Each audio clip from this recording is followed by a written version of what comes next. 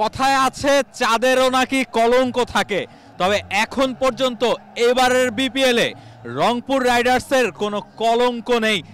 সাগরিকার আকাশে যে চাঁদ উকি দিচ্ছে তার চেয়েও জোরে সোরে উকি দিচ্ছে রংপুর রাইডার্সের সাফল্য।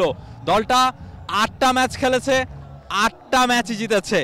দলটার খুশির কোনো কমতে নেই। প্রতিটা ক্রিকেটার, টিম ম্যানেজমেন্টের সদস্য প্রত্যেকে দারুণ আনন্দিত এবং জয়ের লড়াই যে স্লোগান তাদের আছে সেটা কিন্তু একেবারে পুরোপুরি তাদের পারফরমেন্সও প্রমাণ করছে। 8টা ম্যাচ খেলে 8টা জয় দলটার। কোনোভাবেই কোনো প্রতিপক্ষ তাদেরকে আসলে আটকাতে পারছে না এবারের বিপিএলে।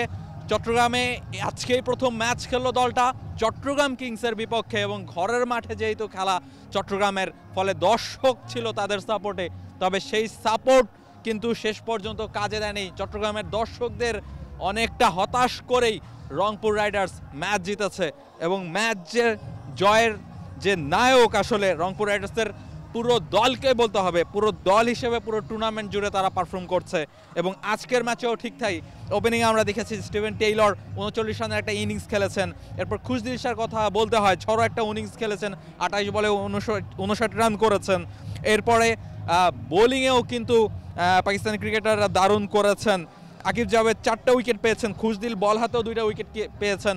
অলরাউন্ডিং একটা পারফরমেন্স ছিল তার কাছ থেকে, ফলে সেই জায়গাটা থেকে রংপুর রাইডার্স আসলে দারুণ এক জয়ই তুলে নিয়েছে এবং সেই জলে দলটার প্রায় প্রত্যেকটা ক্রিকেটার নিজেদের রোলটা একেবারে ঠিকঠাক প্লে করেছেন এবং সে কারণে কিন্তু দলটা একটা সহজ জয় পেয়েছে এবং এই জয় দিয়ে টানা 8 ম্যাচে 8 জয়ে গিয়ে টেবিলের টপার হিসেবেই তারা রয়ে যাচ্ছে এবং তাদের সবার কাছ থেকে আসলে ধরা ছোঁয়ার বাইরে চলে গিয়েছে দলটা এবং দলটা যেভাবে এগিয়ে যাচ্ছে তাতে এই দলটাকে থামানোর মতো এখন পর্যন্ত কোনো স্কোপ কিন্তু কোনো প্রতিপক্ষ পাচ্ছে না। তারা আসলে দারুণভাবে এগিয়ে যাচ্ছে এবং সেই এগিয়ে যাওয়া আরও কতখানি চলবে সেটাই দেখার অপেক্ষা।